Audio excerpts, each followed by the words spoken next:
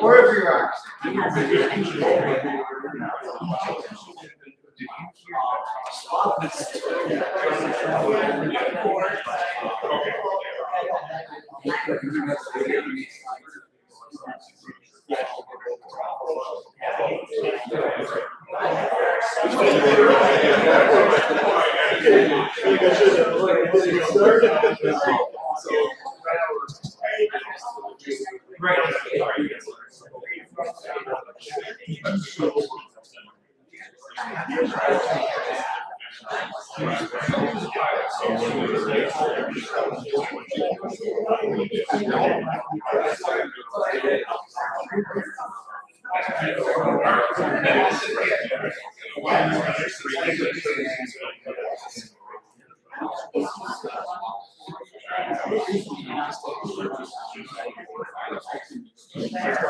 Well, actually, I didn't want to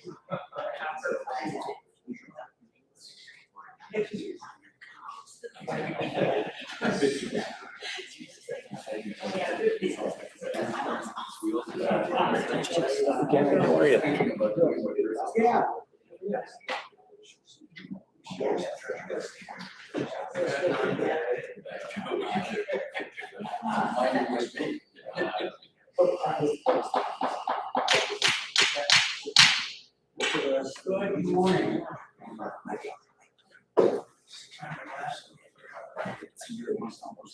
This is Tuesday, June 23rd, 2026, 10 a.m. And it's meeting number 555 of the Lake George Park Commission. We do have a forum. Before we get into the agenda items, motions. I think you all remember Tom Morehouse, longtime commissioner, and he just passed away this week. Tom was a great guy. Yeah. When I first came on the park commission, maybe 2006, he kind of, by my appointment, became my mentor on a lot of things. He's a smart guy. He was a graduate of the Air Force Academy, a long time commercial pilot. Well liked him. So that's the sad news. So we got it on. So let's go to the approval of the meeting minutes. And just flash report. We'll start with the approval of meeting minutes for the May 2026 meeting. I make a motion to approve that. Second. Motion made, motion second. No other discussion? All in favor? Aye.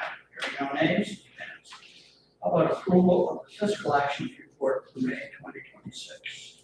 So moved. Second. Motion made, motion second. All in favor? Aye. Hearing no nays? That's approved. Item 3, project review actions report. And Project review actions report. Resolution 2026-22. Accept the project review action report. Whereas the commission has received and reviewed the project review action report, prepared by staff and dated June 16, 2026, and whereas the project review committee recommends acceptance of the project review action report, now therefore resolved that the commission direction as a project review action report be incorporated in the minutes of the full commission meeting. So moved. Second. motion made, motion second. Any discussion? Hearing none? All in favor? Aye. Hearing no nays? We have that. Item 4 is a presentation assessing Lake George algal ecology. Dr. Farrell, RPI's Darren Freshwater Institute. First time I met this guy, he was in a kayak at the end of my dock on Moon Bay, gathering up 8 plants. I never knew how tall he was for about 3 months. Well, I got him outside a kayak. Thanks, Ed.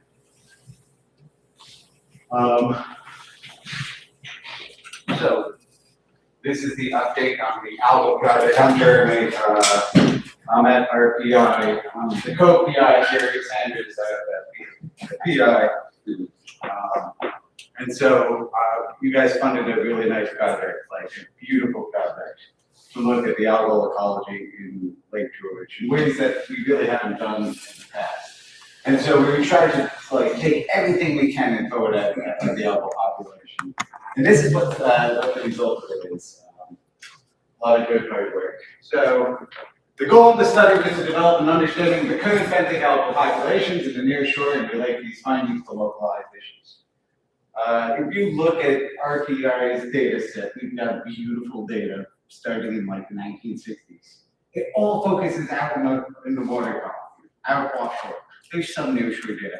There's nothing on the docks. And so this is trying to really remedy that situation and look at what is driving the algal population on the rocks, because frankly, that's what people talk about a lot. I remember in like 2013 when the Post started, there was like 3 Sundays in a row of, hey, we've got these algal populations on the nearshore. And so that's what our goal was. We did it in 2 distinct ways. First up is we did this point intercept study, where we identified 100 locations randomly around the lake, and then identified places, and then sent it off to the Park Commission, and your former director there, Dave Wade, said, if we move this point here and this point here, but otherwise it's pretty good. Sure, yeah. And his point was places up in the north end where we have exposed areas and near shore and close areas. And so, yeah, we moved them a little bit, but mostly we just collected 100 points, and every single sample came from about my knee or to my mid chest, about a meter and a half to a meter depth of water. We collected sand chemistry. We collected each of these things have their own slides, so I won't talk about it. We collected a sand, which is what's on those vertical profilers up in the water column. They have pH, turbidity, conductivity, all the things that you can think of. And we did that for each of the sites right in the water column next to the samples. Then we also did nutrients. We collected up a sample, brought it back to the lab, and ran orthophosphorus, total nitrogen, nitrate, ammonia, the nitrogen and phosphorus series. Those are the things that generally we think control the growth of algal populations. Okay, then we also did, well, I didn't know that was going to be animation. Flow cam stuff. We have a brand new flow cam, which is basically an imaging microscope. We put a sample at the top, it goes through, and it shoots a laser and takes an image and says how much chlorophyll is in that sample, and an image that we can then classify. And so we have, there it is in the lab. Here's some collectospermum, and the way we did this is we took a box sample, scraped it off into a tube, and then poured it through the flow cam. And then more on the biology, we use the bentho torch. This is basically a can that you plug onto a rock, and it measures the amount of algal population per square centimeter on that surface. And then it not only tells you how much algal mass is there, but also what percent of it is green algal, like the greens, the blue greens, and the blue greens are cyanobacteria, and the diatoms. So the structure of the population. Then I asked Randy to just do a fetch analysis on each of these. Turns out that's not really easily done. And so I took a very long, distracted detour and built an R package. Might not mean a lot to you, but this is like a really big pat on the back for me. This is like this is going to be used by other people. It didn't exist before, and so you can put a point in a lake, and it will measure the distance in all directions, 362 directions, every 5 degrees. You can set it to 1 degree, so line, and then measure that distance, and then it takes the effective fetch, which is to say, what's the longest area, the 3 longest areas. And so we think that that exposure would probably lead to the amount of population that's out there. And so that's now published and available. If you go to CRAN, you can go get it. Okay. So the goal here was to say, okay, we can have all this biological data, all this chemical data, all this. That was the goal. So we came up with a nice little acronym, the EXACT model. Environmental expression of the algal community, because first we'll take all that biological data, put it into some unsupervised learning, and then say, these are the groups of algae, and then take all the other data and say, this is what causes those groups. It's a good idea. It worked okay on some levels and failed on other levels. But that's okay. But let's get to that eventually. So you all said, yes, please do this in August, and that's what we did. This is our population. Actually, really low. Almost all the sites we went to in August, very low, like 1.24 micrograms of chlorophyll per centimeter squared. And so this is just like a representation of it. The green algae actually has a bimodal distribution, so most of them have not so much, and then there's some with some. And then the diatoms, and then most of the biomass, the majority of the biomass, and it's not like a lot, was cyanobacteria, the blue-green algae.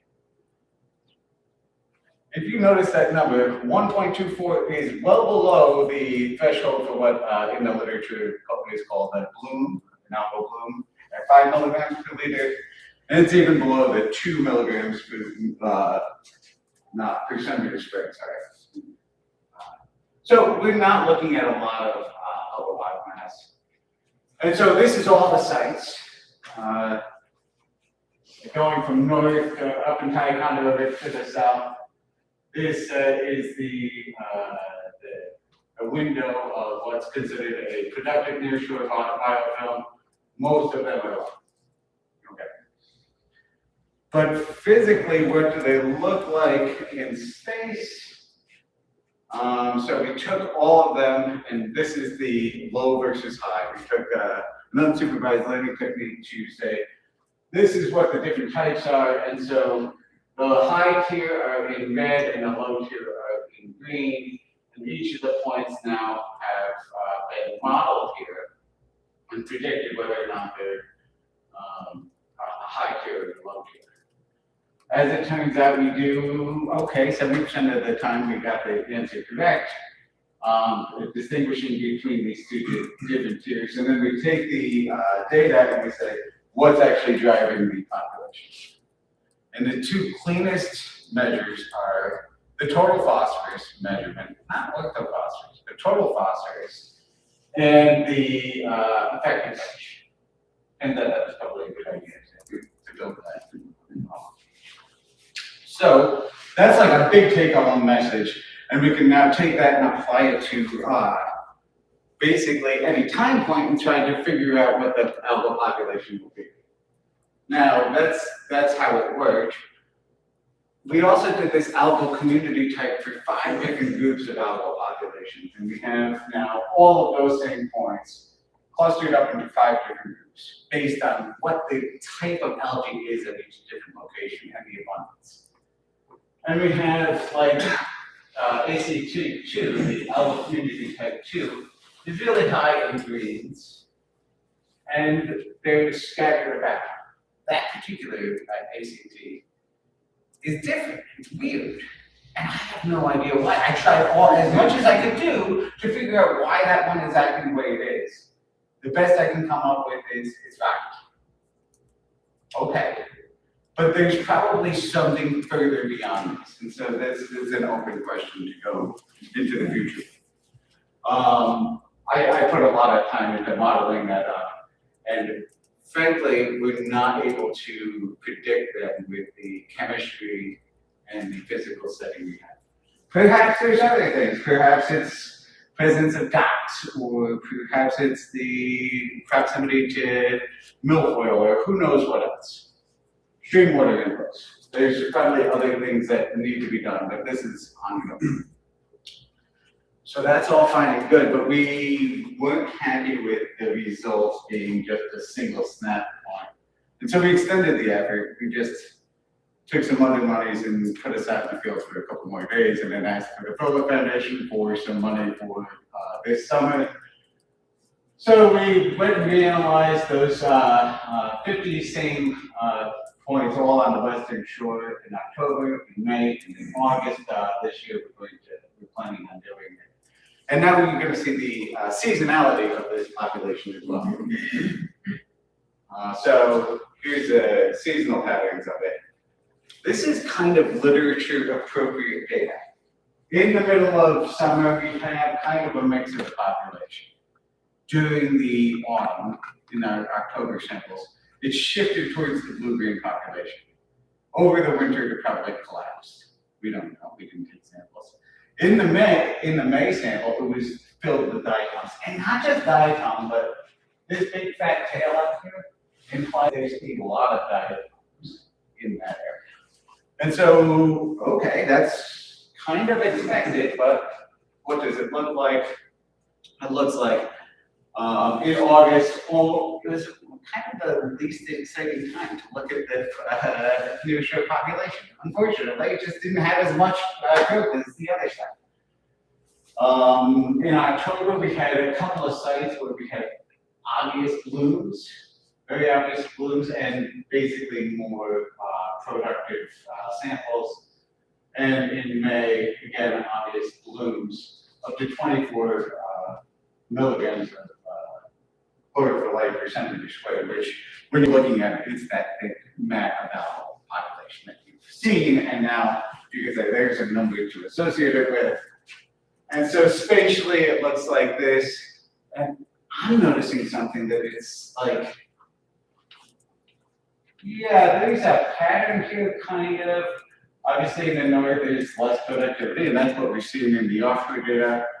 And we're seeing like maybe not any, like for this point here, there was no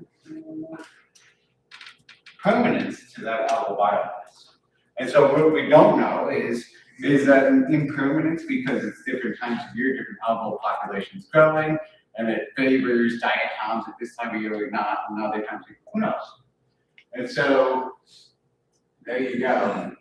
The productivity levels increase on our shoulder season. So if you were to do this again, you should probably focus on the shoulder season for modeling. Okay, so that's point intersect stuff. Any questions on point intersect? So do you think that we should have another visit this year, along the same time frames, you know, to see if it's repeated? So in August, it'll be 1 year and we're going to do the same exact thing. We've got some co-foundation support to do that because we think that that's it. we want to know if there's any permanence to the signal that we see. Jeremy, you had the original testing sites were on both shores of the lake. Right. And why, don't we have any data for the east shore that took right now? For October and May, Yeah. because it was beg, borrowed, and stolen. Oh, because you We just did it because we could, because we wanted to know the answer. We wanted to know the seasonality, not just the. So the park commission, I said, we need to do this for 100 points. I didn't say anything about a season. And so then I just added this, because I thought it was the good thing to do. What we didn't do is we didn't do flow cam, we didn't do full nutrients, we didn't do something else. But like Hewlett's Landing, Glen Burnie, Mill Bay, those are pretty concentrated populated districts. Yeah. And where there's been some issues, and I just. You want me to go back there? Pardon me? You want me to go back there? All right. And that's so, I mean, this was extra, this whole little bit was extra. Oh. You chose the west side because of the activity, because that's where the province was. I chose the west side because it was close, I was already on the west shore, I wanted to do 50 points. Easy access. If DFWI was still on the old way, we'd be on the east side. Yeah. Have you tracked this relative to like streams coming in? I saw one of your pictures of the stream Yeah. and or the septic initiative, but we had any places that had septic issues? Yeah, what I really should do is query Andy Rad and say, hey, can we be buddies? And we just haven't done that yet, but we have done we've done all the stuff that we were supposed to do, now it's time to go beyond. Because you found other opportunities, Yeah. basically. Okay, so why I'm asking is because I am going to be questioned at the homeowners association of Hewlett's Landing on the 4th of July. And I know there were people that were sitting on the edge of their seats to find out some of the data for the east side of the lake. So can I, in reality, and be truthful and say that down the line you're going to do this? Well, you did look like, you got both sides of August. I got this side, the east side in August. What I didn't do is follow it up in October and in May. Okay, But I can do it again for those couple of sites, sure, but in August. when you do, the big blooms that have happened have occurred in the late autumn, end of October, early November. The three bacteria, or the three types of algae, the cyanobacteria. Cyanodiatom. And the diatom regular. Which one, but none of those are toxic, or is it the cyanobacteria can be? Cyanobacteria can be, but isn't necessarily, there's not been any cyanotoxins that have been measured in Lake George that I know of. Right, But it doesn't mean that they couldn't have. and all of these are a meter to a meter and a half cylinders? Yeah. Gotcha, thank you. Well, you mentioned seasonality, but you didn't talk about water temperature. Is that a factor in here? Yeah, I'm sure it is, and it would be nice to have even more resolution on time. And so what I've done with my interns this year is I said, every morning before you start doing what we tell you to do, go do this at a couple of places near DFWI. They're not super successful at doing because we tell them to do a lot, but that's hopefully a data point that I'll be able to pull in for at least 2 points. Good point. Is there any special way that, a layperson could get the right type of catchware and take a sample and bring it to you? If there's an algal bloom, the best idea to go with would be to call us up and say, come on over. Because what we want to do is take it per square centimeter. And we also want to do the temperature and do all the suite of chemistry as well. Gotcha, thank you. This is a project that will probably never end. Well, you gotta listen to a little more because you take for more.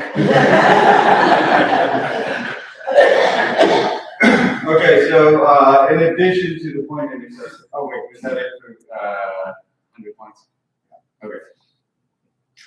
In addition to that, we did something totally experimental, and I was not sure it was gonna work, and I was a little bit nervous. Worked pretty good. Didn't work perfectly, worked pretty good. So the idea here is we put a video camera on the side of the boat, we drove 1.5 meters, 2.5 meters, and 3.5 meters. We try to keep the camera up about 1.5 meters away from the bottom. So that was the goal for this particular study. And then we take that video feed, combine it with GPS points at the same time, roll it together, and then feed it into a model that we have to train that predicts what each image is of. So we had to train up a model to do this. So that's the basic premise. So go pretty slow, use a georeferenced video, and then do monthly transects at 5 days, and then do 5 additional days. And so we're really good at some of the species in the lake. We are really good at identifying Potamogeton amphifolius, which is like a big leaf pond, which is like a wall pond. We're really good at Potamogeton roginzii. What you're seeing here is the F1 score, which is in this parlance of what do you want to call this? Machine learning for video or computer vision. There's other words called. This F1 score anyway, it's this idea of, okay, you're gonna miss something. You're going to either miss them by driving over and not identifying it, or you're gonna miss some by driving over and saying, oh, that's milfoil when it's really roginzia or something like that. And so closer to 1 is really good. Potamogeton amphifolius is really good. Myriaphilus spicata, milfoil, invasive, really bad. We're really bad at it because we didn't have a lot of training data.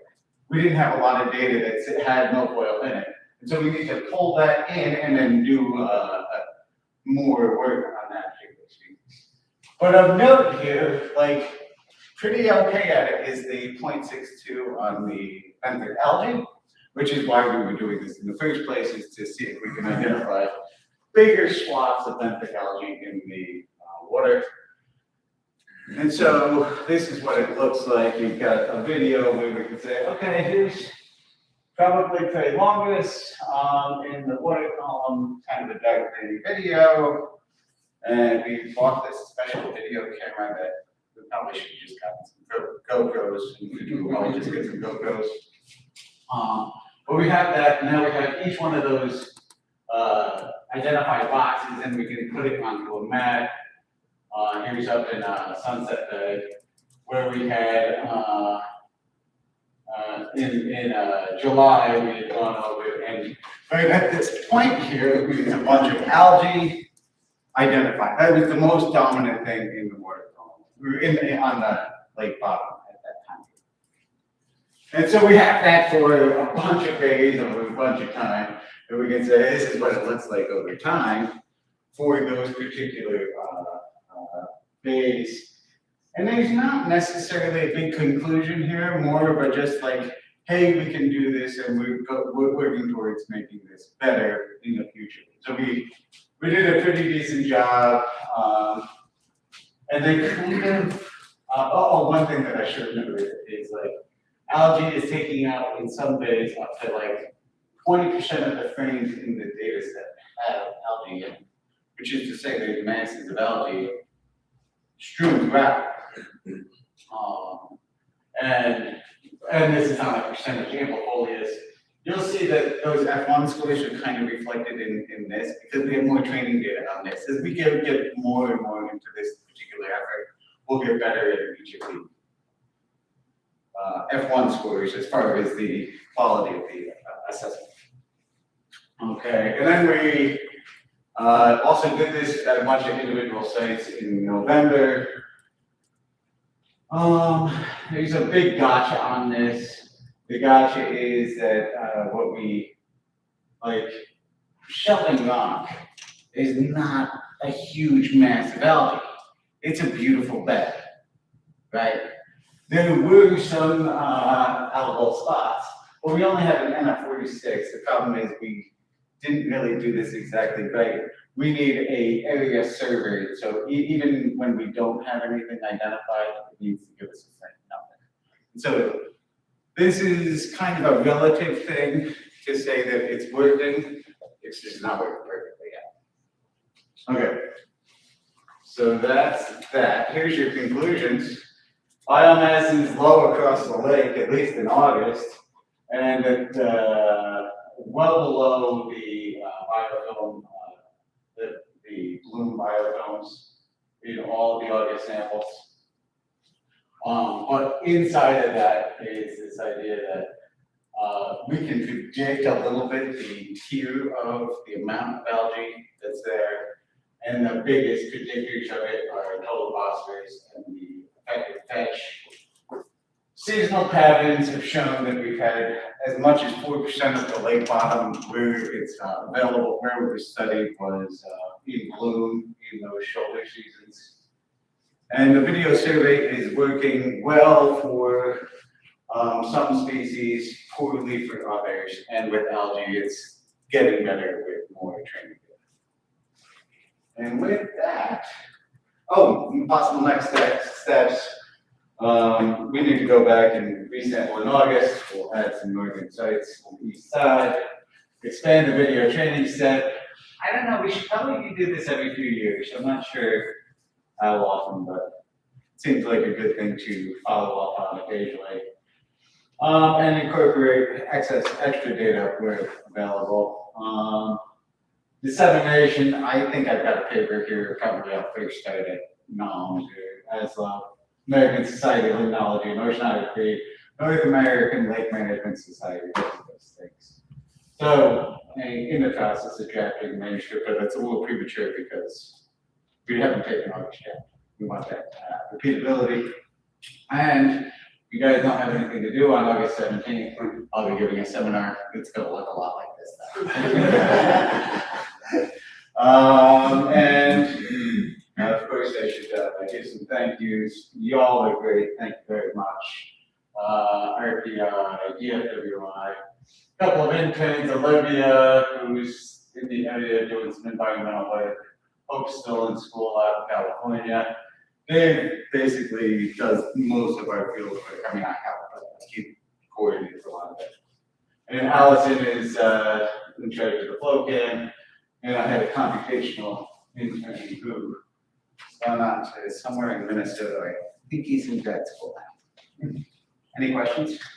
You mentioned shelter early on, and the shelter just docks, or what's shelter like? Can I go back to? What is the first section? Yeah, it sure was. So this I didn't really talk about this. So from this point, it's drawing a point to here, to here, to here. That's the distance. If that is a small distance, it would be more sheltered. Okay. Like a really tight bag. Okay.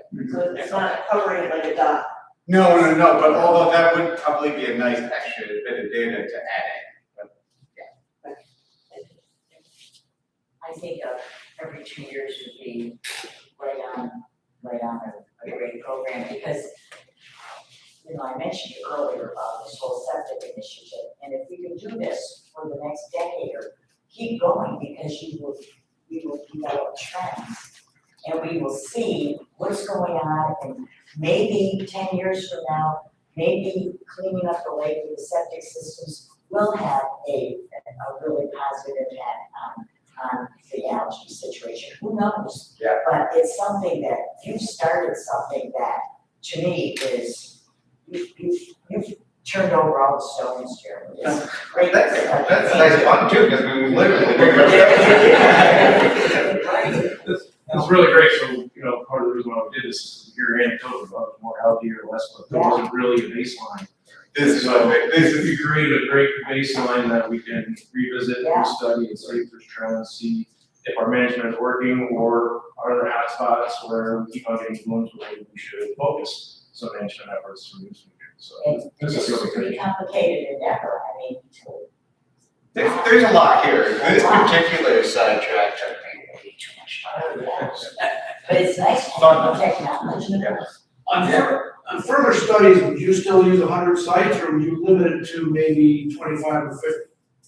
Well, I limited it to 50 because of money. This year because of money. Yeah. If we continue this there for 2 or 3 years, what do you think you might propose? I would have to do a power analysis to like actually find out what the statistical right number would be, but Maybe carry 100 for a few studies and then narrow it down. yeah. Or maybe do a subset and then on call for when there is a bloom or whatever, just to, because there's probably something interesting in those bloom states. It's just preconceiving that's challenging. To follow up on Kathy's notion that with our septic initiative, we should see improvement over time. But we've been pushing stormwater management for now 20 years. And we can't go back and see what the biomass was like 20 years ago and see if there was a trend in the last 20 years. But from a layperson's perspective, I'm hearing a lot of old timers like myself complain about a lot of blooms way, way back. We haven't seen of late, in my mind. So I'm wondering if some of the efforts we made have made a difference, or if it's totally luck, you know. Do you think that they're absent from the delta areas where you would have seen them in storm space, or is it more I like? can't speak to the deltas, I'm speaking to bays or shallow waters in general. And it's certainly not scientific at all. It's No, I mean, but that's person's observation. It's not like that. That's all we have. But I mean, like that's how you study a good question. Yeah. Anecdotal observation. Yeah. Try to form a question. Sort of thinking about the sources, is there anything in the data that would possibly point to organic pollution versus other sources of pollution? That's a good question. I don't think specifically jumping to mind, but probably there's ratios, conductivity versus phosphorus or something that's in there. I didn't test that, but it's worth a follow-up thought. Yeah, good question. You know, do you see in the future where you're going to be able to take, you know, that whole list of the different algae that were identified and actually associate them directly with the type of pollution that may have caused them to grow or I don't know. I'm not sure I'm really. That's a ways away. That's a ways away. I think that, yes, that's great, but yeah. I don't think I have the temporal or spatial resolution for that. That said, it's an interesting endeavor. Yeah. What was interesting though is it didn't seem like the location on the lake had as much of it to do, as much of an impact as the shelter. You know? Well, one of the things that always kind of mind-boggled me was out in the middle of the lake, off the shores of some of the islands. Yeah. I mean, some of the divers, like I think Kathy and so many people that were doing diving out there, I could not believe how much algae there was. And here you're not near any, any populated area. I suspect that has a lot to do with deep water nutrients leaking out from the hyperliving out, but I really don't know. That's been long been my guess, because I've noticed the same thing. Knew nothing. Why should we have so much algae? Well, keep it up, because this is, you just broke the ice. So are you going to revisit this in the fall after you take your August measurements? If you want a short update, sure. Yeah. Yes. Can we do it in December? I teach in the fall. Okay. Oh, but you, We can work it out. Yeah, I'm teaching on Wednesdays. This is the Wednesday? Tuesday. I wonder if I teach Tuesdays. Sometimes it falls flat. Sometimes I get absorbed. So, Joe, the algae, you saw a lot of algae out there, so aside from it being a nuisance and ugly to look at, is any of it harmful? Not that we measured, but we didn't measure any toxins specifically. That is some efforts that's ongoing with New York State DEC, where they're trying to kick up some some cyanotoxins from the sediments. I've only seen ideas of it. I haven't seen any data yet. be fascinating to kind of tie some of that information in, just haven't done it yet. Other things besides, poisonous, algae blooms, there, the other things that affect the lake, people's water supplies, fishing, all that. Is there any, relationship that you would draw that some area's been affected that way, just use? That is a good question, like land use and lake use is information I just don't have that kind of resolution on. Maybe it's something that maybe somebody like Randy and I could work together on, and kind of tease out. Yeah. So Randy, what's going on? You need more? What's that? Do you need more or? I don't, I think you guys have put up it. Thank you. It'll be a test. At the end of the meeting. Thank you so much. Thank you. Yeah. Thank you. My high school Thomas was spinning. Yeah. Roll. Oh, man, I'm sorry someday.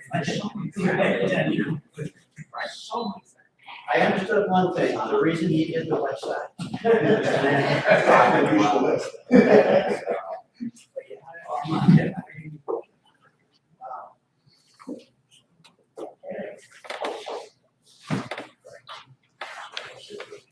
Moving on. Mooring variance, town of Queensberry. That's me, thank you, Mr. Chairman. The applicant is the East Lake George House. Mr. Dr. Patrick is here. The applicant has proposed to add a mooring to berth a 24-foot sailboat for private use. At a property that houses a Class A marina. Again, it's going to be for private use. The facility itself, back in 2007, was stripped of 9 moorings, basically due to non-compliance and failure to maintain the permanent locations. And the sailboat that that they will be using, used to be docked in the berth and slips, but with wind, wave damage to the sailboat, they can't berth it there anymore. Subject property has 160 feet of lakefront and is improved with 5 docks. And I should point out though that the moorings that were there existed there prior to 1981, before our regs, DEC regs took effect. And the applicant is now seeking a variance on the number of wharfs/moorings allowed, the property line setbacks, the 20-foot setbacks. And also mooring offshore greater than 100 feet from the mean high water mark. You can step up and fill in any gaps that I may have missed.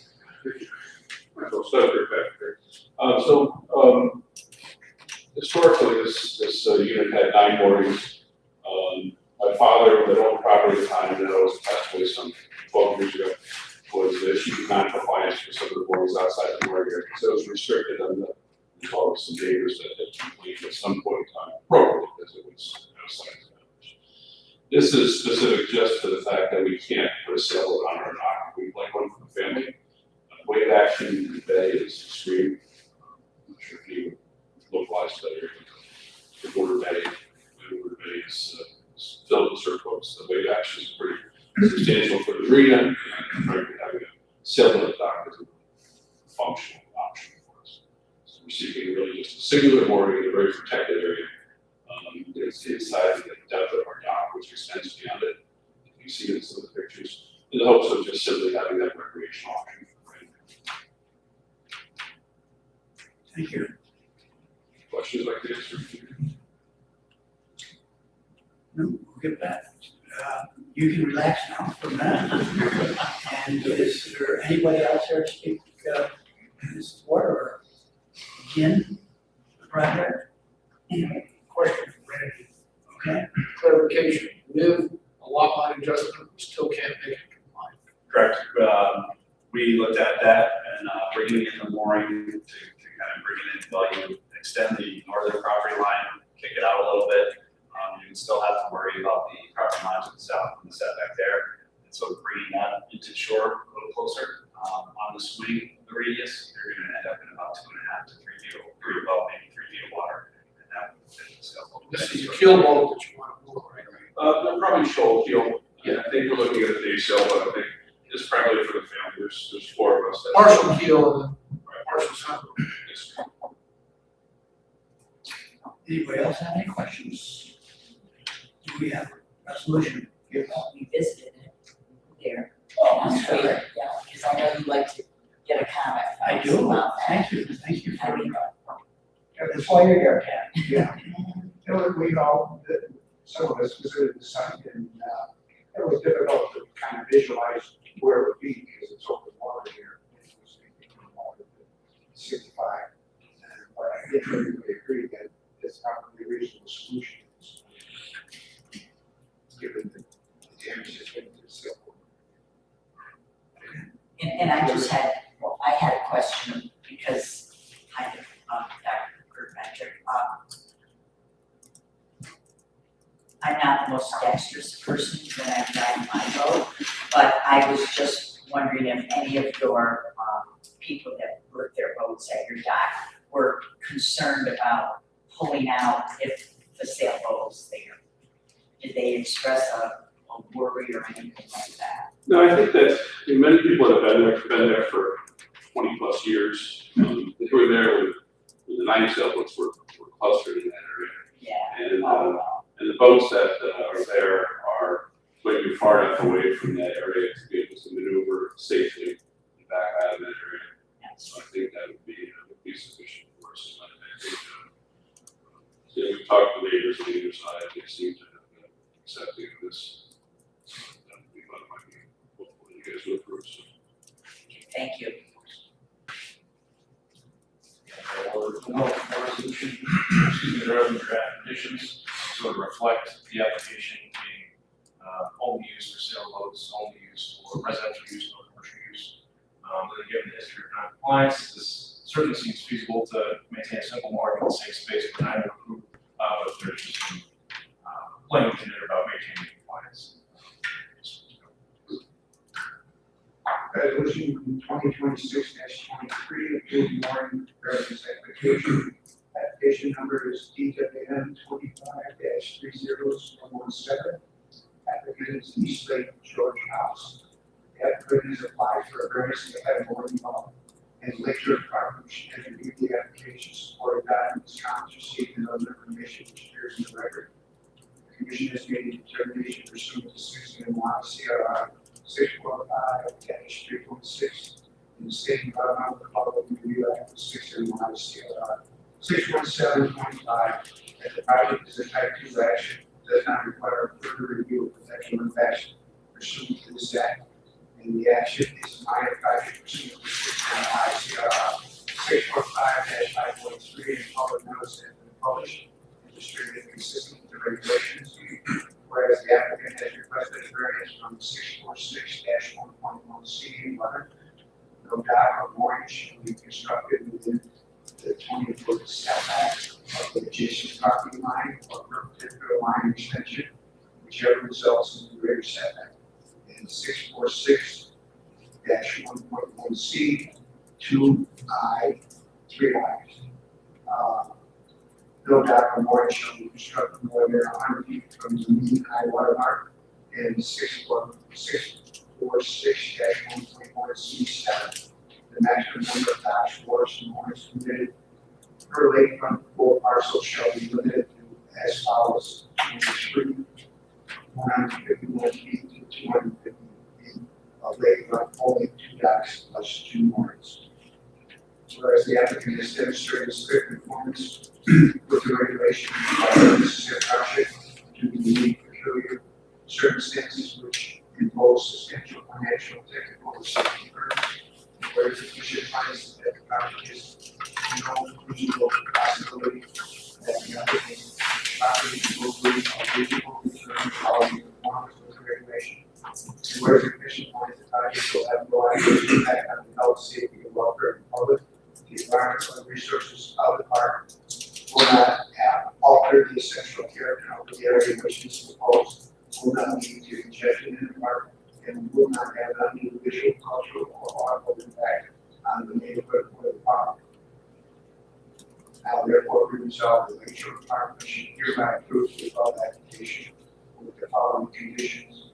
Design, with the following conditions of the design plans. Number one, the mooring location and associated vessels must be maintained in compliance with the permit. And number two, the mooring may only be used for civil, used by motorboats prohibited. And number three, the mooring may only be utilized for residential use by the landowner. Commercial use is prohibited. So moved. Second. Motion's made, motion second. Any other discussion? All in favor? Aye. Hearing no nays? It's carried. Congratulations. Thank you for your time. Thank you. Item 6, a dock variance in the town of Lake Shore. Is that Randy? That's me again, thank you. The applicant is Wildway LLC. Devin Dickinson is here from Adirondacks to chat about it after I introduce it here. The applicant has proposed adding dock structures to accommodate a large tour boat for a family event. The proposal involves adding 2 dock extensions of 8 feet to avoid contact with the existing closed-sided boathouse, as well as a 40-foot pier extension lengthwise or perpendicular so that the boat can butt up against that as well. The application is for a temporary dock. All these structures will be temporary and they'll be pile docks and they'll be removed. The property itself has 646 feet of shoreline and it's currently improved with 3 docks. So they do have the ability to add a 4th dock. And they are seeking a variance to build the temporary dock beyond 40 feet from the mean low water mark, as well as adding those bump outs will increase the square footage of over 700 square feet per dock. So we did receive a single comment on this, and it was positive. We did, because the neighbors, the property itself is a convex shape, really weren't neighbors that would be impacted, but we went across the bay. Just in case their visual impact would be hindered. And like I said, one comment, just supporting the project and hoping for a great family event. Devin, if you want to step up and fill in any holes. Thank you, Randy. Devin Dickinson, as Randy said, so here on behalf of the boards. I know it's a little bit of a unique request because it's for a temporary dock structure that we plan to take out. I think 2 of the critical elements here from a board standpoint is use of the antique boat, which was actually built in 1910, family heirloom. So I think it's a very critical thing to them to be able to use this boat to bring the bride groom to the event. And then, of course, the other big thing is the Adirondack that's going to provide seating, food, beverages, all those types of things. I know some of the members were out there. It's a very wooded site, and you know, the rugged sites, we don't have a lot of square footage here to provide seating for that many people. We did go, our normal process. We went through multiple alternatives and kind of arrived at this as being the lesser, least impactful out of the different alternatives. One thing we did come up against, as Randy mentioned, is all of these will require a variance for offshore distance and for square footage, and all the different alternatives that we tried. We chose the pile-driven construction because it has very limited impact, if any impact. We've had other sites where the DEC has said because the piles are hollowed, there's no disturbance associated with that. Also makes it a little easier for us to remove it.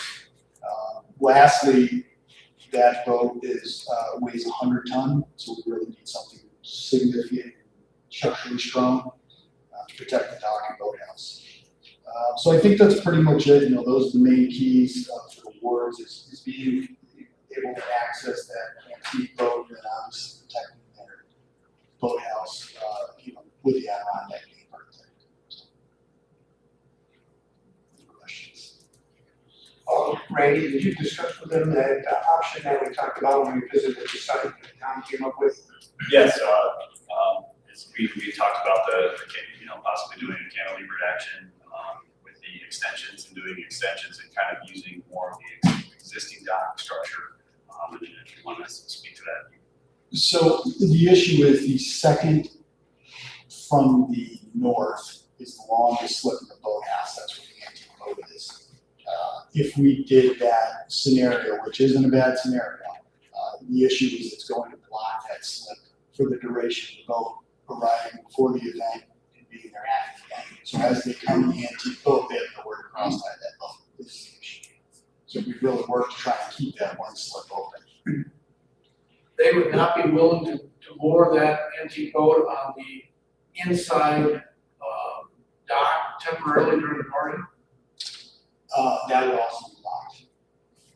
You're talking about the exterior. Very exterior, Beyond very, not the interior slip. Oh, on the north side? Yeah. I think the concern is you can't cross tie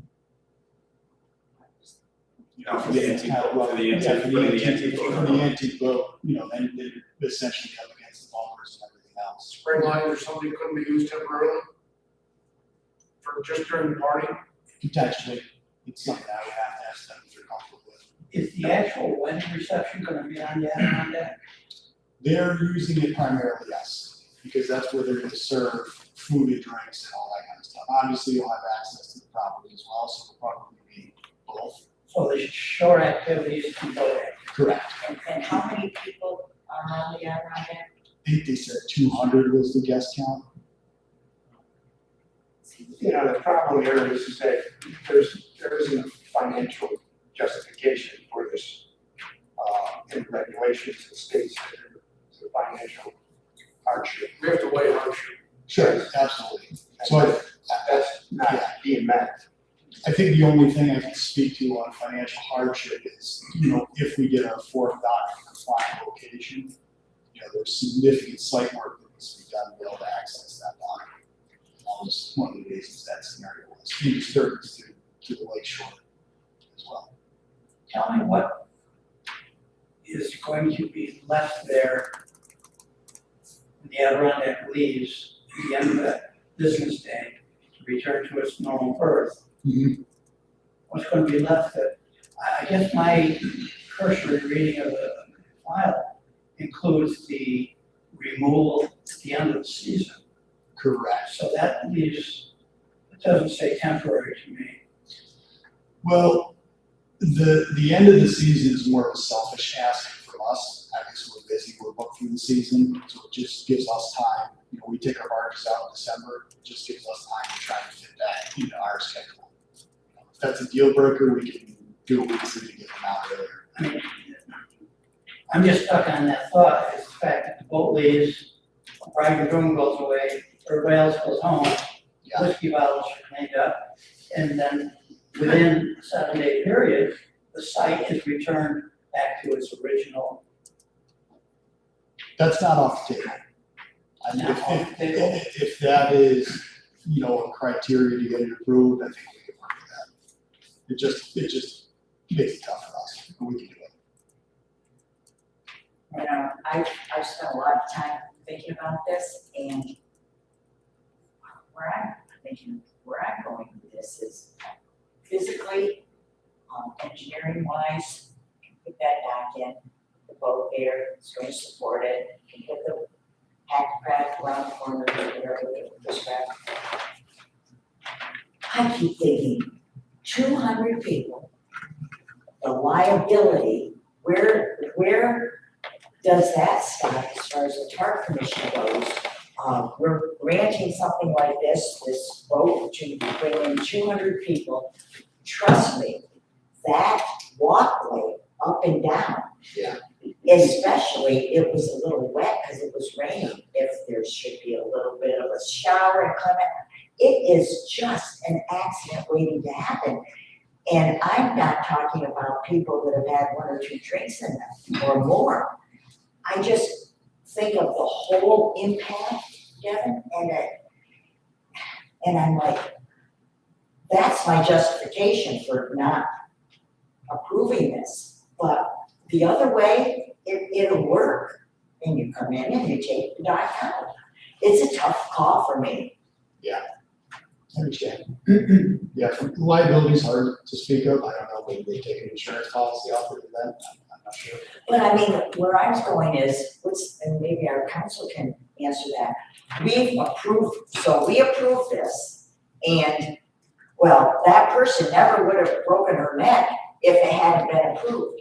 There's no liability to the commission. Oh, okay, thank you. We don't That have makes me special feel better. duty to any, On any project. on any project. Okay, We're on that risk.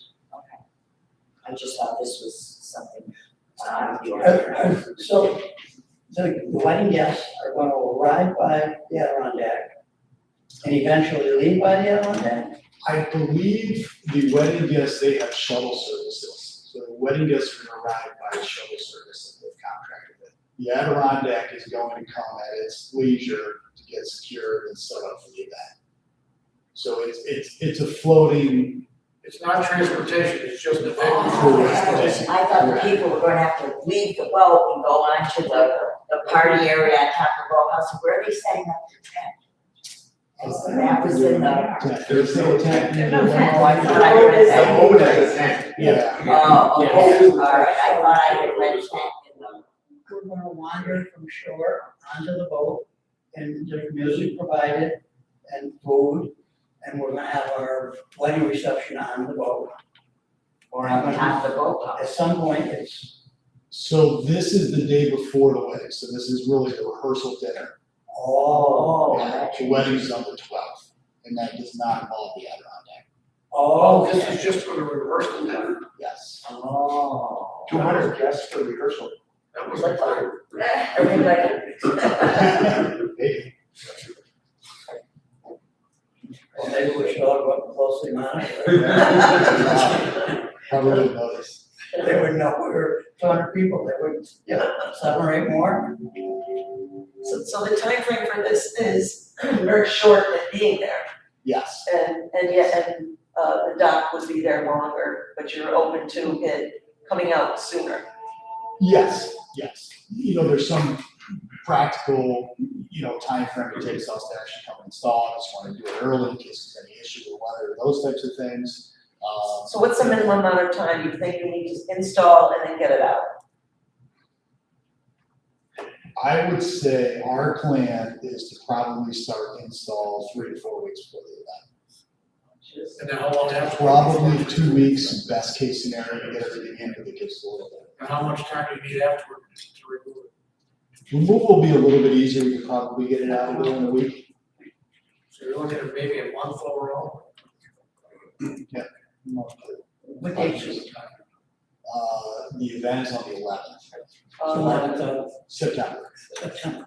So we're, This year. yes, this year. This year, so we would start installation in August. Understand the installation will be much more time intensive than simple removal. It takes time, you're pulling all those pieces, you're putting them on the barge, you're barging them off-site, getting them on trailers, like 30 miles per hour. So there's definitely time to installing and dismantling, so. Notwithstanding all the practical issues, I don't think I can prove it based on our criteria. Just to clarify, because I've seen several different options, what you're proposing is what? So it's 2 extensions off the dock. Those extensions provide a tie-off point for the boat and to protect the overhang and the boathouse. Then we're gonna do let's say an L section off the southern dock. What that does is 2 things. That's where the guests will load and unload off the boat and then gives us a point on the back of the boat to tie off to. And in that scenario, it gets the bow of the boat basically lined up with the slip where the end of the boat is. But you said they're coming in on a shuttle up that round curvy road. Yes. Steep, Correct. They'll come into the property by car. and they'll leave by shuttle, Yes, because there's no parking here. correct. They've contracted with Premier, I believe, to pick guests up off-site and bring them to and from the event. I don't know where that is. Local hotel where they've got rooms locked out, I'm not sure. Well, the fact that it's September 11th after Labor Day, we changed this. It's a little quieter. There'll be a lot of.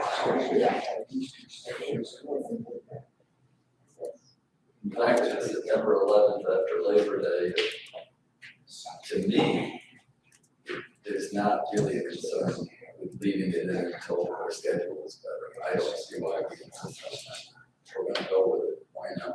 I mean, Let them take it back out. I give you, October, and then take it out in November, what do? I give you 4 or 5 weeks, 5 weeks. I don't see that as a huge deal. So the question is, why would we say take it out at the end of the season versus take it out quickly? Right. So the question, in my mind, that is it very, very busy? And therefore we should let it happen and it had to be done? Or does it set a precedent to say, let you take it out when you want? Now, hearing that it's in September, personally, I'm kind of like, maybe it take a little longer. But I think that the precedent actually becomes the most important part of that. There's a lot of wealthy people, obviously this is an extraordinary, costly venture. There's a lot of very wealthy people on the lake that may wanna do something the same. Not saying that we're against it, I just think we have to be really careful with this as the first request that we crafted for the future as much as a secondary. Obviously, first is for the person applying. So, Since we're giving opinions, I just assume say, I don't believe this meets the financial portion of the regulation, at this point. And so, we take a vote, I'm gonna be against A straw poll. it, yes. well, I don't think it meets the financial portion either, but.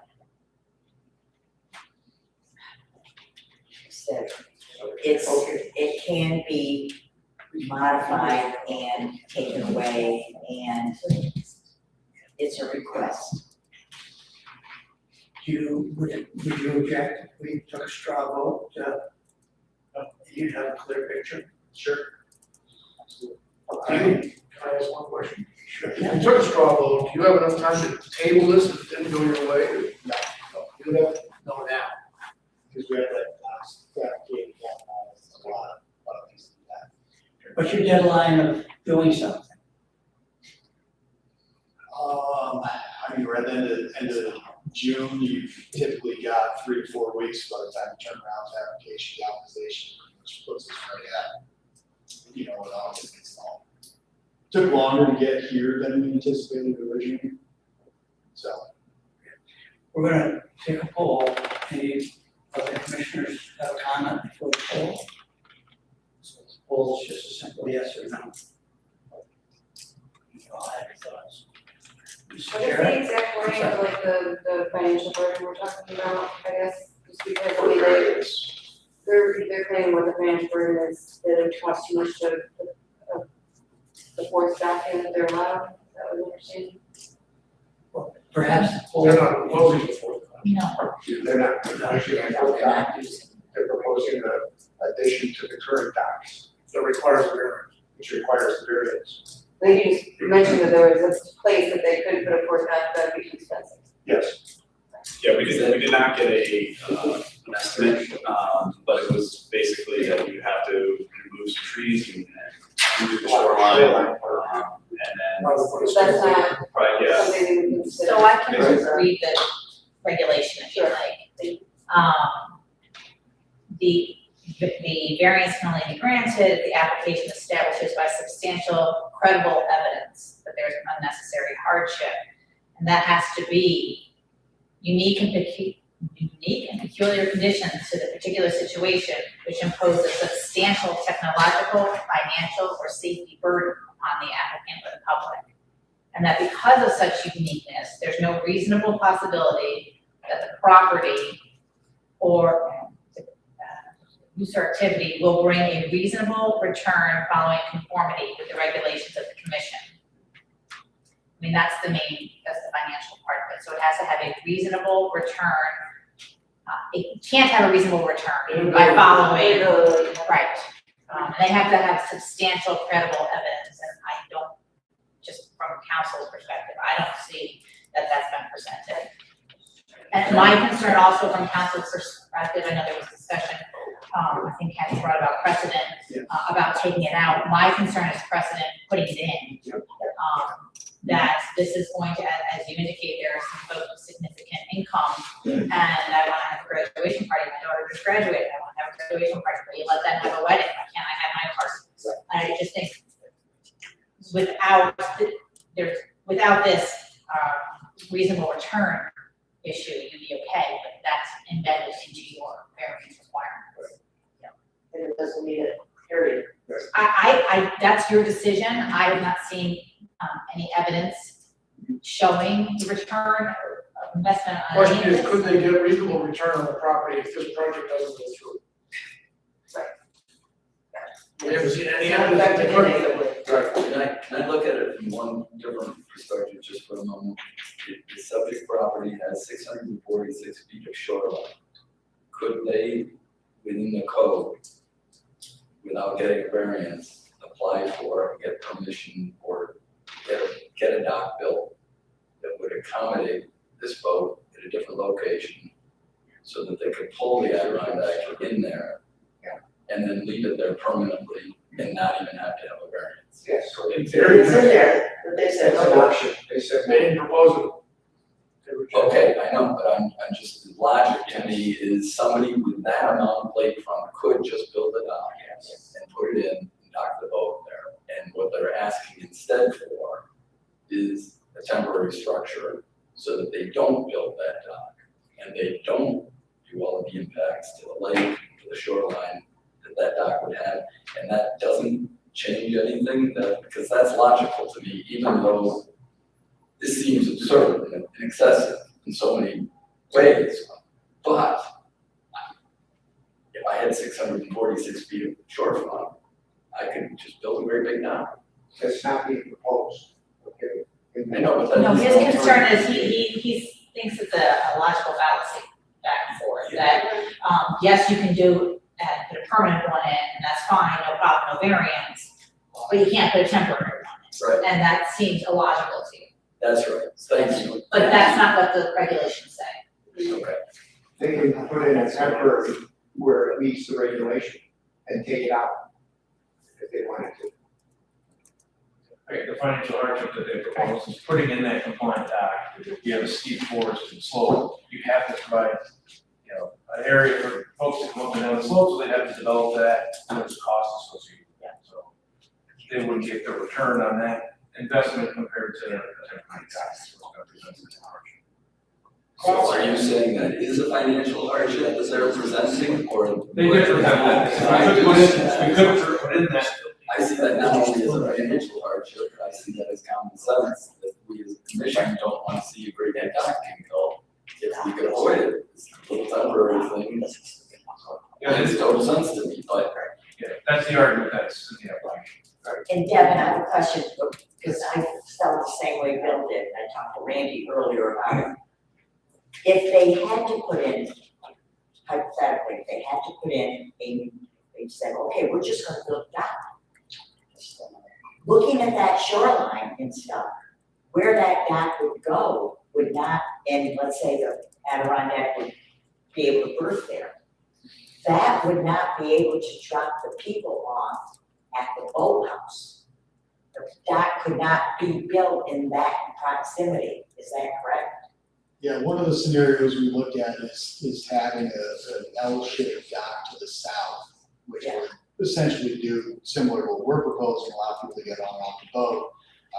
But in order to do that, because the boat is, I think, 110 feet long, 115 feet long, it would have to be separated far enough from the other docks we couldn't connect it to legally.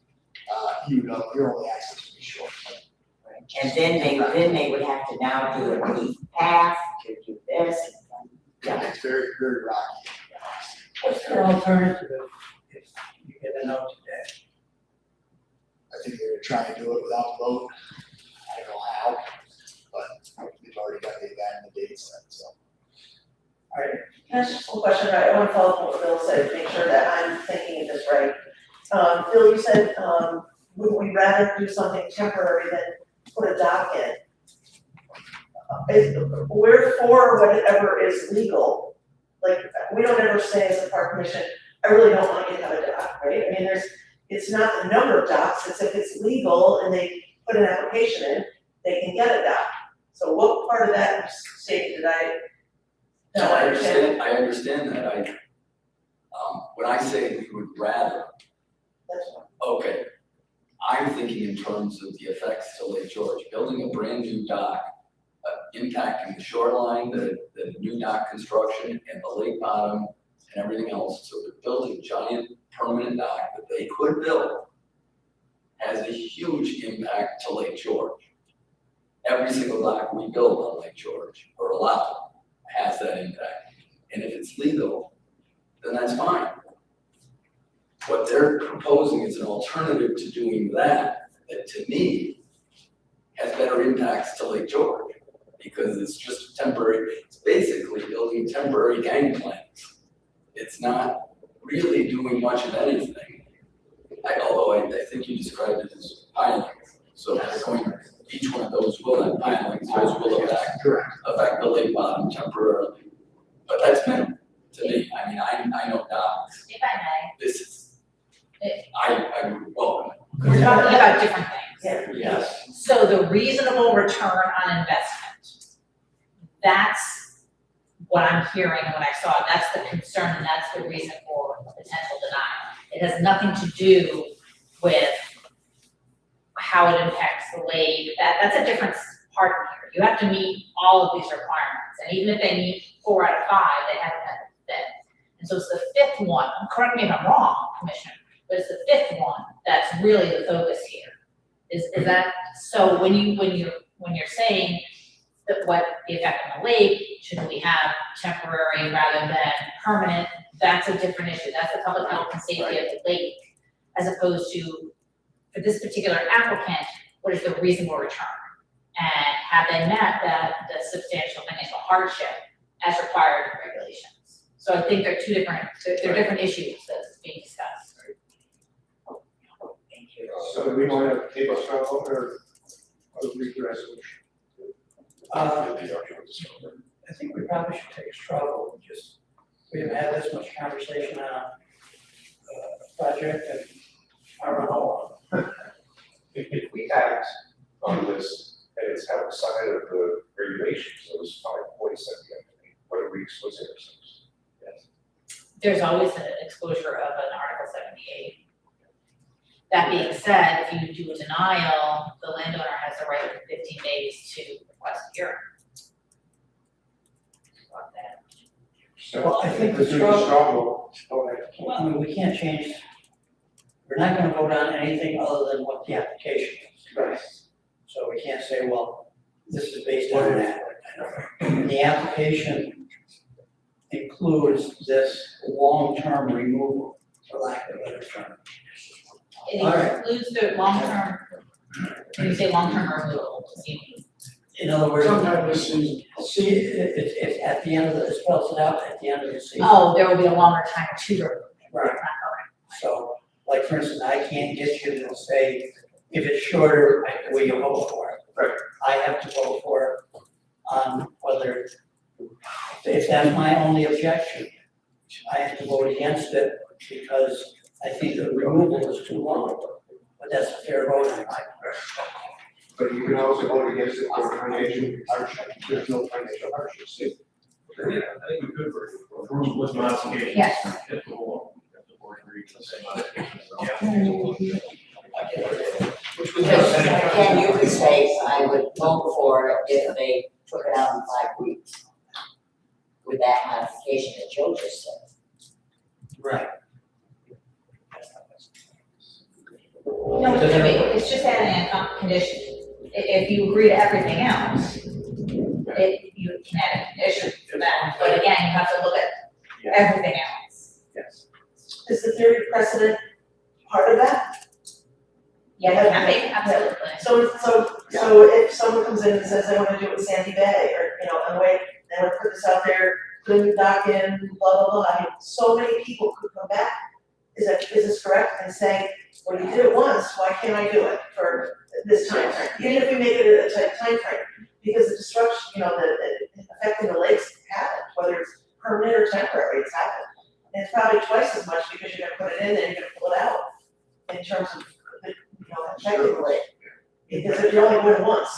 start. You always, whenever you're doing a resolution, you have the potential for a precedent argument on the next person.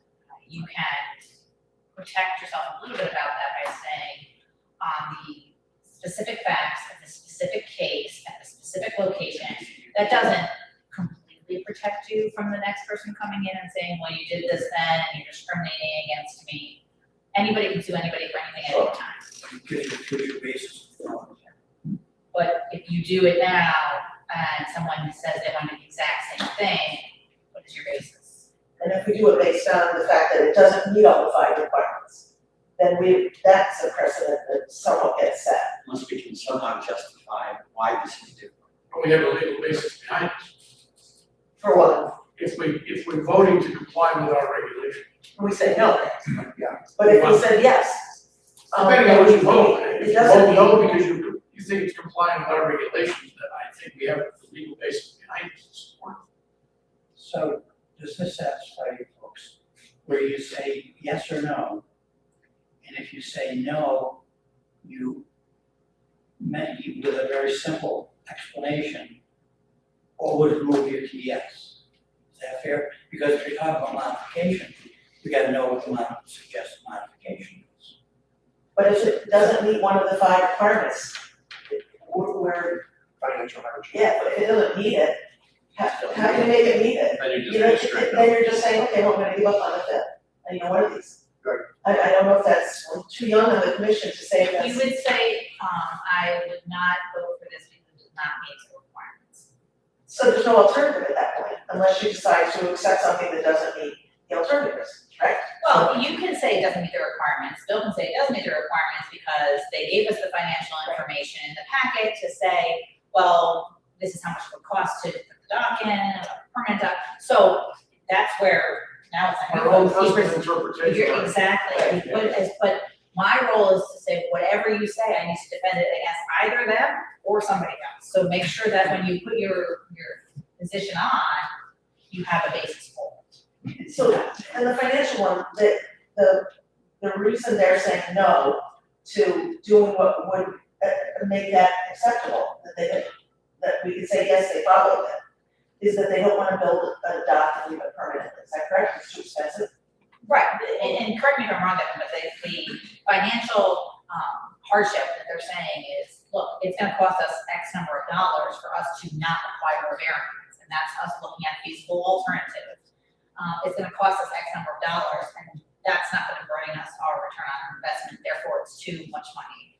Whereas if we can do this, it's not going to be as much, so therefore that's our financial hardship. And do we, Just for a second, is that That is generally? correct, and it's really specific to the site work.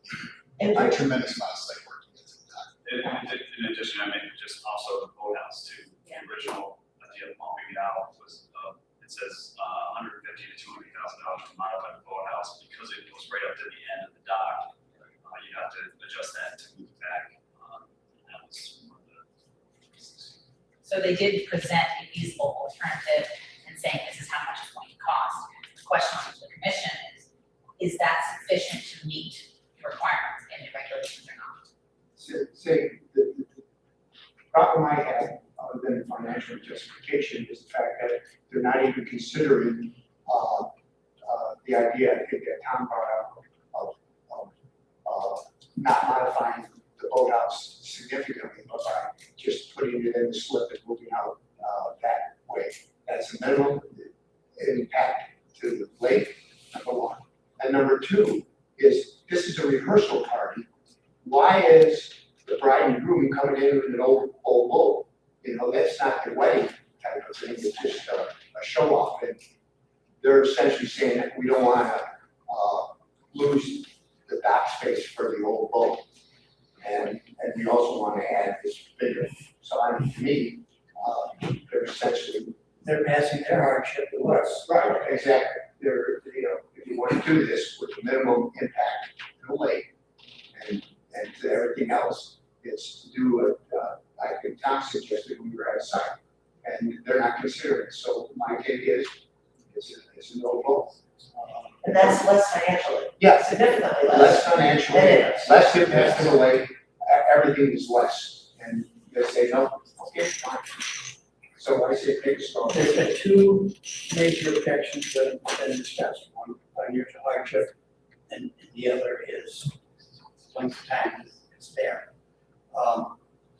If we voted on the application as it is, you know what that says, and it was denied, would your client come back in July or July meeting with an amended application and attempt to console us? So the last I spoke with the wards, the answer is no. My concern is if it's fully denied, they would have no chance to come back to anything similar. If they change their mind, it's hard, obviously, deny it. So based on my last conversation, no. I think it's hard to put enough emphasis on how important this antique boat is to them, you know, and how much they want to protect it. You know, it seems simple enough to say, put it on whips, but what if there's bad weather, what if it's windy, you know, branch from a tree falls on it. I think that's their resistance. Like it's hard yet, with the Adirondacks, normally hard. George, yeah. I'm a genius. Or they can just put it on a trailer and pull it out. Yeah. After they drive them up. So, it's easy. Okay, I suggest we take a vote. Well, A straw vote or a Real call? roll call. Roll call. Whatever vote we do is gonna be a roll call. But a real vote, not a straw A real call. But if we take a straw vote and it looks like it's not gonna be approved, they would have the opportunity to take it. We would table it. vote. Yeah, but Devin's saying, that's not gonna work for us, I need Well, an it depends answer on to what that. they propose. If it was something simple, they can come back. So even if it's denied, they can bring it back.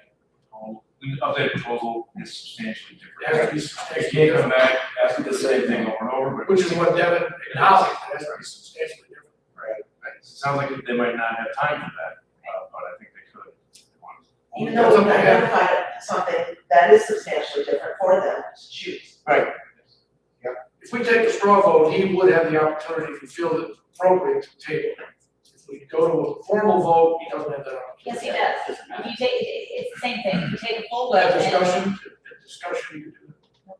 if you take a full vote and it's denied, as Joe just said, he still can come back. Yeah, but it has to be substantially different. Right, but he still could do that. I'm giving him the opportunity, I'm proposing to give him the opportunity for something, a tweak to it. If he tables it, he can come back in July. Something Devin, you that's don't not have time for a substantially week to do. Yeah, what else was that, on the July meeting? The last two support. Just say July. The guy that took the. And the other problem is on their end, if they have to pivot, that doesn't give them enough time. So you need somebody. I think, yeah. So I guess the reality is however you want to vote, whether it's straw or a full-on vote, doesn't matter. All right, so, that'll be the resolution. Sharon, what do you want to do? I want to do a roll call. A real call. Real call. Okay. So, resolution 2026-24, approving temporary dock variance application. Application number is TWN 264069. Applicant is Way LLC. The applicant is applying for a permit for temporarily to modify an existing dock complex to accommodate working of the tour boat for a family event. Lake George Park Commission has reviewed the application, supporting documents, comments received, and other information which appears in the record. Commission has made a determination pursuant to 6 NY CRR 615-3.6 and State Environmental Quality Review Act 6 NY CRR 617.5 that the project is a type 2 action. Does not require further review of potential impact pursuant to this act. Whereas the action is a minor project pursuant to 6 NY CRR 6.5-5.3 and public notice has been published and distributed consistent with the regulations. The applicant has requested a variance from 646-1.1C2I. No dock or wharf shall be constructed more than 40 feet beyond the legal watermark. And 646-1.1C4, maximum surface area one top award shall be 700 square feet. And whereas the commission finds that the project is, there is no reasonable possibility that the applicant's property will bring a reasonable return on performance with the regulation.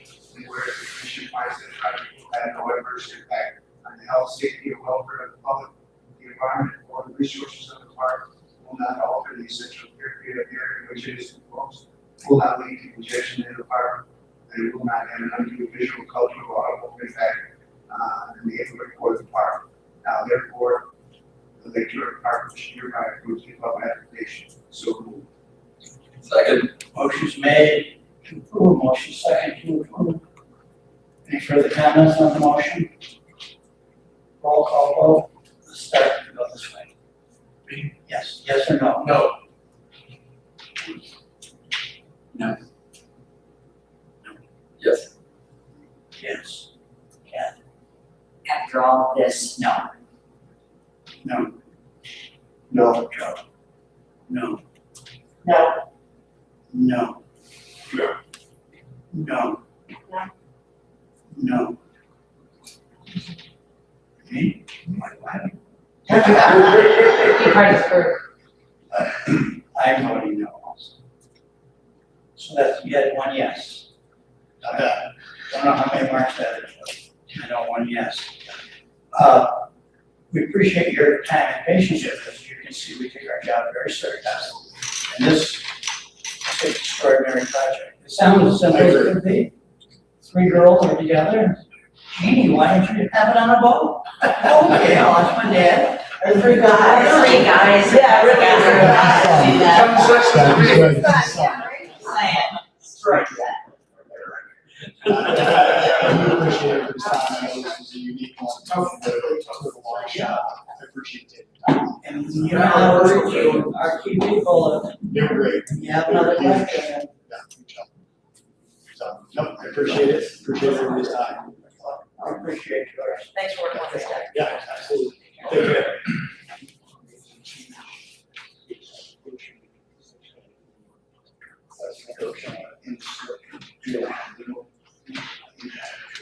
You guys have to sign it. I think that last paragraph says it all. Vote was 1 to 8. You need it for the minutes. So motion You are denied. Wait, Aaron, could you say that again? It's a good point. Yeah. I struggle, what I struggle with is like how much of that do we lay for everybody else, since you guys are just even more into, and his property really has been not, you know, That has been brought up actually quite a bit to it's like, discuss. why deny one person and not the other, when I don't think the other person really meant that burden either, I'm sure his property is so just as much, I got that one. Yes, some of it, the history of the approvals has to do with losing the use. So, Mr. Kirkpatrick earlier, that property had 9 moorings at one time, and it still had 9 moorings, it'd be worth more than it's worth today. So we basically gave back one of those moorings and returned some of that value that otherwise was lost. A lot of times when somebody with a dock on a delta, over time, they lose the berthing space, so they had a berthing space and they lost it. So unless we extend it, they're losing that value. So usually it's a use that exists and is lost. In this case, it's a new, like, unique and proposed use that, it's not a I historic can use. see where, I can see the distinction, but still just felt like I didn't know how much we really see the follow that on for you, you know? Yeah. So like, you know. In some cases, we do ask for like opinions of real estate agents or. So we have generally ask for Appraisals. appraisals, sense analysis. This was a history type circumstance. And I was here during all of the time with his father. And it's very cumbersome. That was probably 60% of the problem. He ignored us. And we're still in open session. That's why I wanted to bring it up. One other suggestion on this, it goes to what Walt just said about the real estate agent. We do know we have a little trouble on financial hardship. Our ex-chairman, our older chairman, used to remind us all the time that the real estate agent letters were written completely wrong as far as justifying financial hardship. And he used to say he was ignoring them. And I didn't really understand exactly what all of the logic was. I would suggest we get some education sometime on that portion. I have a hard time. I get lost, and we get the same letter from every application from real estate agents that our old chairman used to say, that doesn't cut it. We're careful when they write them, sometimes they write them and say, oh, the property will be more valuable Right, to you. right. So we're always careful to make sure that they say, will be a loss of value, you know, a slip is worth whatever, $100,000. Okay. Due to the delta, they've lost that slip, so they're losing $100,000 value. It's kind of nuanced, but we do write back to real estate agents and say, this isn't gonna fly on it. Because that could be, you know, gaining any number of projects. And the flip side, they're, you know, thinking financial hardships and construction, access to that L-shaped dock that would be compliant. But the flip side is, you know, you're always adding value. When you improve the property, so are they actually gonna lose out on that construction if they built it and go, let's resell? Probably, you know, probably not, they have that improvement to the property. You know, So actually, a lot of real estate agents are uncomfortable renting those, what they are. Some don't seem to be. Yeah, sorry. Seems like the same one, they're always. I'm sure they say, am I gonna get the listing? History proves itself interesting, because this property, of course, is the property that, was turning on ground, that the young child was. Charlotte. Yes, thanks, Charlotte. I don't know why I had to be in it. But it's funny how all of a sudden that property was back in our circle of conversation. Anyway, moving on, I think, You know, the sad thing, Ken, was when we were at the Cody House. Where the picture of Charlotte jumping off, and there's a little gate that opens up where you can go off the rail. And seriously, it was sad. Being there. being at that spot. Yes. Like For me, visiting, it was. like visiting your parents' grave. But, and I will tell you, past 200 people plus on that property. That's not a huge- But look at the last paragraph. It's scary. The last paragraph just puts, even with the financial reasonable return on the investment was my main reason for denial. But when you look at that last paragraph of the resolution, holy moly. Well, it's interesting, It was interesting, like I say, I spent a lot of time. As soon as we all, I think, all found out, well, this was the rehearsal. But that's not Yeah, the but yes, that's not the legal reason you deny it. It is, you're right. Especially if the applicant's not here anymore. It's none of our business. Yeah. It's none of our business. Moving on, first lunchtime. These are dropping today. Oh, I have. I just got back. Before I get to this, I believe that our July meeting is at your place or the. Yes, my place. Where's it going? It's in the Lake George. Oh, and wow, the meeting's going down. The meeting is. The meeting is- The meeting's gonna be at the Lake George Club. No. No. The meeting is here, or I. We don't know yet. Here we go. But we're at the July meeting, we haven't. Then. Here it is. Terry, where's the July meeting? I believe it's the comfort Where? Oh, Oh, comfort and all around the corner. Okay. And the lunch will be in the Lake George. Nice. Thank you. Do you still be a member there at that time? I hope so. Not after we have lunch. Unless they know that save Ryan. Law enforcement committee report. Yes, the law enforcement committee met at 9:30 this morning, and Lieutenant Johns filled us in, first of all, on the equipment, where the DC has approved the purchase of one of our patrol boats, and we're selling the Key West 2019 boat for $35,000, and we will be getting in January 2 engines for one of our other boats. And then the Marine Patrol will begin its full daily operations this Saturday, I think is June 27th. And the 7-day-a-week village patrol also begins this weekend on Saturday. And Joe said one voter education class was completed on June 11th, in June, and 11 students passed. And we did talk about the sad incident of the May drowning in Hague. And, also another unusual, the boat versus the PWC accident, which was pretty mind-boggling there too. And, that we will, be cordoning off a section of the lake, no, we're not gonna cordon it off. No, we're not gonna- We're not gonna talk about it, so, we strike that off the record, thank you. And, we did not go into executive session, the meeting was adjourned, and then we reinstated the meeting for, a very friendly discussion on. And, thank you, that's it. Could I have a motion to it, thank you, could I have a motion to accept the minutes? Read the resolution. Oh, I have to read the thing, that's right. Motion to adopt the resolution that you have in your packet. I have it right here. So moved. Resolution 20, do you want me to read it? Yeah, we do that. Okay, so I will just say, let it be resolved that the commission accepts the report of the law enforcement committee. Do I have I made a motion to accept it, do I have a second? Okay, all in favor? Aye. Thank you. The end. Now, public comments? Hearing none? Adjournment? Motion made, second, all in favor? Aye. And is there a lunch? Yes. Wherever you want. Go here, stand in there. I can't hear lunch, so I have to go. Thank you all for your time.